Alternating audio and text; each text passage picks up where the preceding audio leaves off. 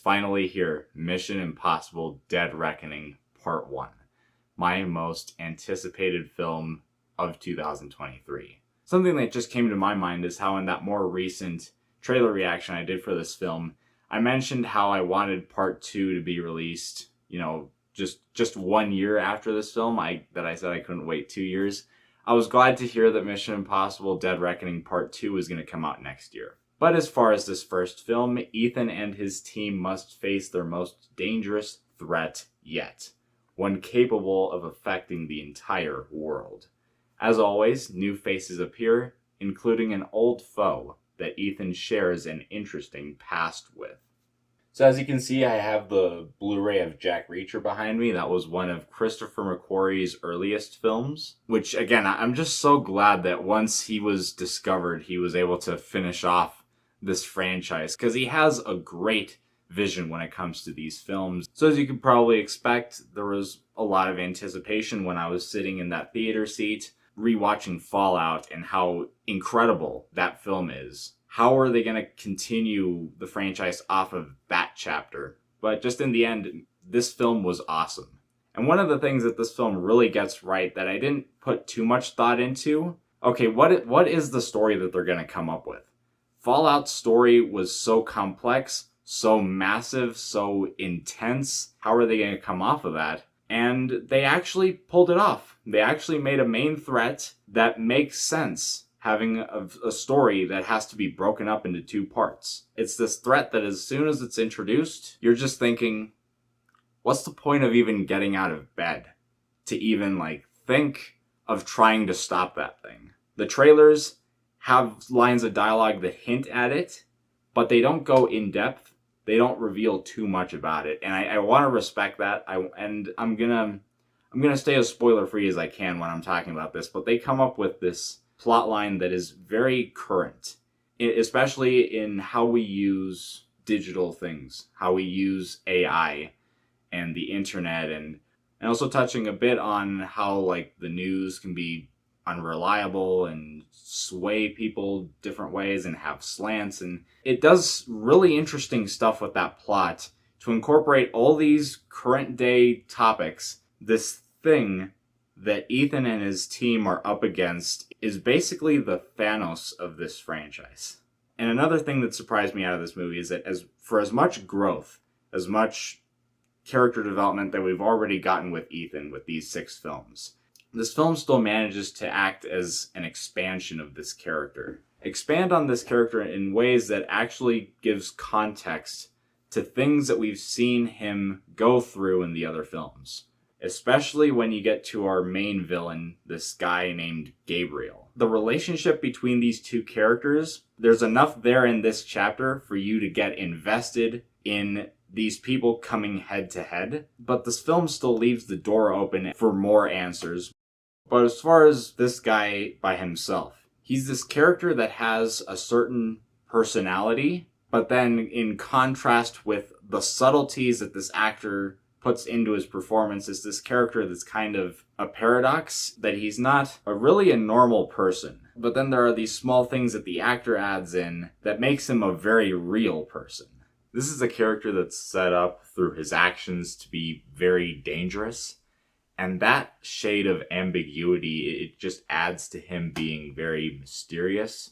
You wanting to know more about his backstory with Ethan, and just making him this bigger threat.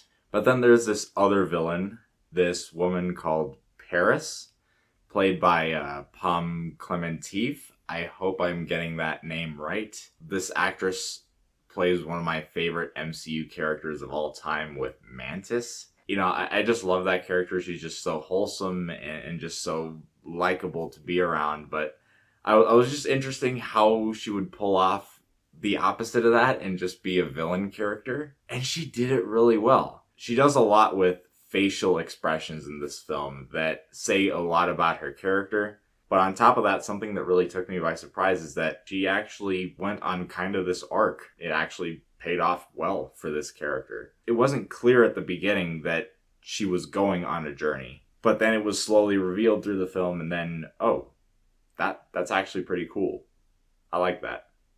We also have the introduction of this other character, Grace, played by Haley Atwell, which I think is kind of an overlooked actress. She played Peggy Carter in Captain America the First Avenger, and then she also went off from that to be in her own TV show, Agent Carter, which I haven't seen, but from what I saw from her in First Avenger, I actually kind of love her. She can be just fun and kind of charming, but also have a layer to her character where it's this emotional side of vulnerability. And watching the journey of her character in this film also took me by surprise. She has certain motivations, and at first, you're not quite latching on to her. She just kind of seems like some character that was just thrown in there to kind of make the plot more complex. But then, again, this is the type of film that just gets better as it goes along. It builds out as it goes along. And you go on this journey with her, and it actually gets pretty satisfying. A pretty heroic and inspiring arc, I would say. Honestly, I would love to see her character again. And not just that, I would actually love to see Haley Atwell in some other movie, some other big franchise film like this. But one of the biggest questions in my mind was, how is this franchise going to handle a part 1, part 2? Because we've seen other examples, and some people kind of criticize that thing, that it's just kind of a cash grab, separating this thing that's just one story, but just breaking it up into two to make a profit on two halves. And first part is all the setup, and then the second half is obviously better because it's all the payoff. For one thing, this film has great pacing. It makes 40 minutes feel like 20. This film is not just all setup. There are some amazing action set pieces. The action that Christopher McQuarrie goes for here is still massive. It is still tense, well directed, but with a story that's being broken into two parts, you always have to wonder, how are they going to treat the whole break point? Usually when that happens, it's a huge cliffhanger. Main example this year, Across the Spider-Verse. But there's also a feeling with that as soon as that happens, you want to see the other part so badly that now it just kind of feels like an incomplete experience. The ending that this film decides to have, it makes you want to see part 2. But it ends this film in such a way that this film still feels like its own journey. It's still going to depend on the second half, but it doesn't depend on it as much as it would have if there was that huge cliffhanger or that huge shock. It still gives you a level of satisfaction that you can leave this film and you still had a complete experience with this section of the journey. Now, as far as the bad, I don't have anything huge to say about this film, just that not quite on the level of Fallout. Fallout is just the film in the franchise that got everything right, and just so much running through that story on so many different levels of emotion. Any film coming after that is going to have a very hard uphill battle to try to beat that film. Think of it like this. This film is basically The Dark Knight Rises if Mission Impossible Fallout is The Dark Knight. This film is still great, just maybe not as innovative or just creative or just as inspired as the film that came before, but it's still great in its own regard, and Dark Knight Rises is a different film from The Dark Knight, and it's going for a different tone.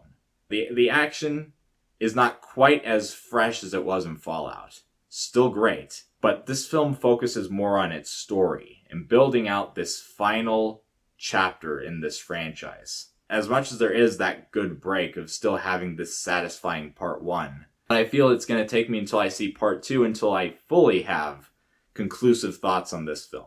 I have more conclusive thoughts on this film than I had with Across the Spider-Verse, and unlike Spider-Verse, I am going to give a grade with this film. But I feel like it's the type of thing where even when I watched Avengers Infinity War, I needed to watch Endgame to fully appreciate going back watching Infinity War. But still, I thought this film was great.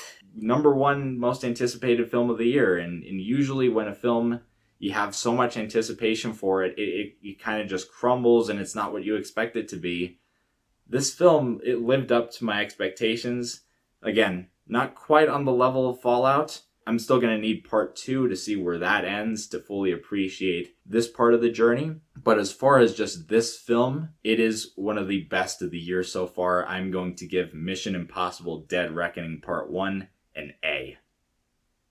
I would say that as far as just mind-blowing action sequences, John Wick Chapter 4 is better. But Mission Impossible is already a franchise that has better characters and more investing storylines than John Wick, at least in my opinion. They're both my top 2 favorite movies of the year so far. Guys, if you like what you're seeing, make sure to subscribe, hit the bell for notifications, comment down below what did you think of this film, and I'll see you guys next time.